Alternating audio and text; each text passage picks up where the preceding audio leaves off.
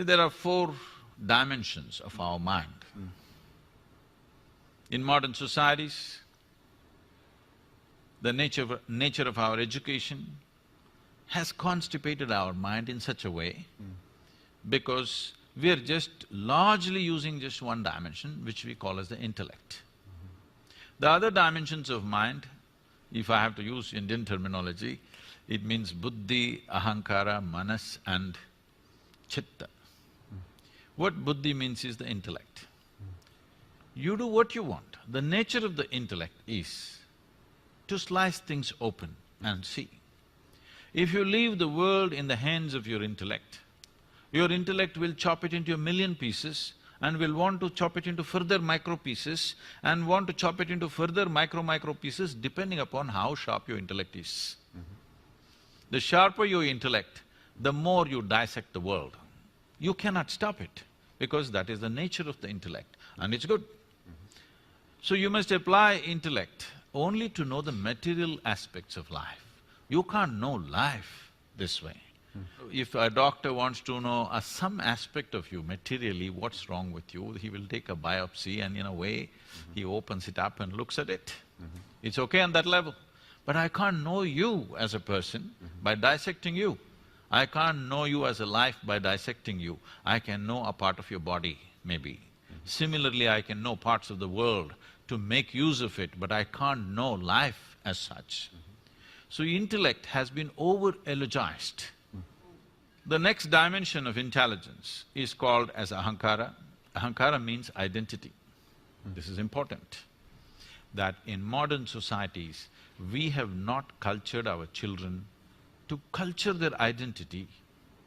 When I say identity, the fundamental identity for you is always your body. When we identified with the body, the color of the skin also becomes part of it. Why do we identify with the body? Because our experience is limited to this. If you say me, you mean this, isn't it? Because your experience of life is limited to this, naturally you're identified with this and this is you and this is how you look. Somebody looks so different, whether in gender or because of race or because of maybe just fashion. Who knows what makes them different? But suddenly, this is me, that's you, it's established. But we sit here in this hall, whatever the color of our skin, whatever our religion, whatever our gender, we are inhaling and exhaling the same air. But we have no issue. Body has no problem. But the identity has a problem. You're identified with something. We have not cultured our children right from an early age that your identity should be universal. This is something in India, traditionally, before you start education for a child, there's something called as Vidyarambam, where the first chant that they must do is that my identification with the entire cosmos. Because nothing happens here without everything's involvement in you.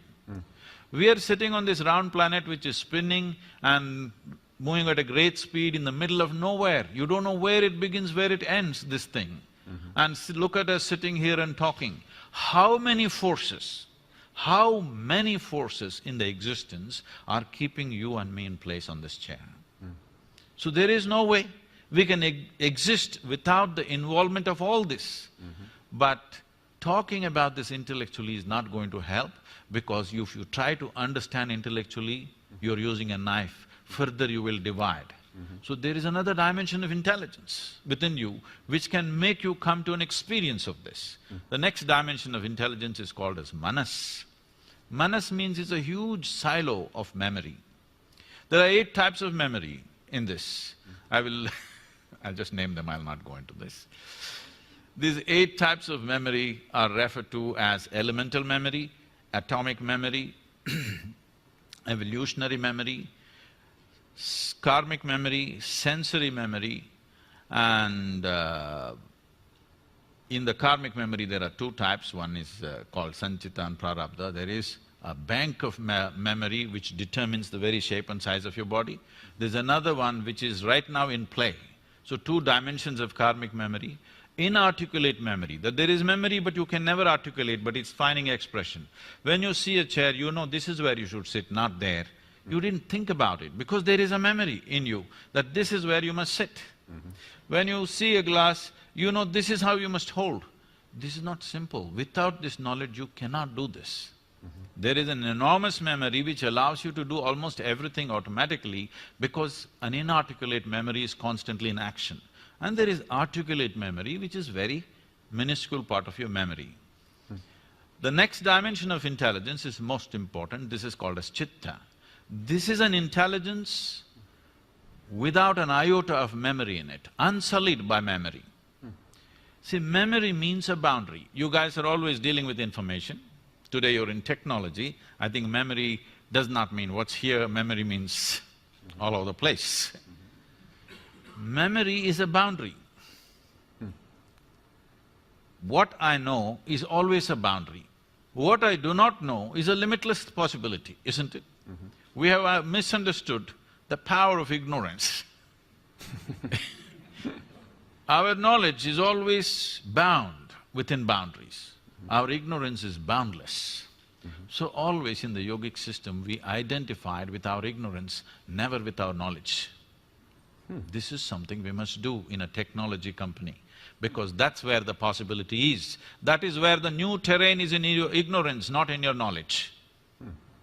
So, Chitta is unsullied by memory, it's just pure intelligence. Right now, if you eat an apple, it turns into a human being. You cannot do it with your brains. Even your brains were created by what you eat, isn't it? There is an intelligence here which is capable of transforming anything to this because it is making use of the memory in the manas and making this happen. But the most important dimension of your intelligence is Chitta.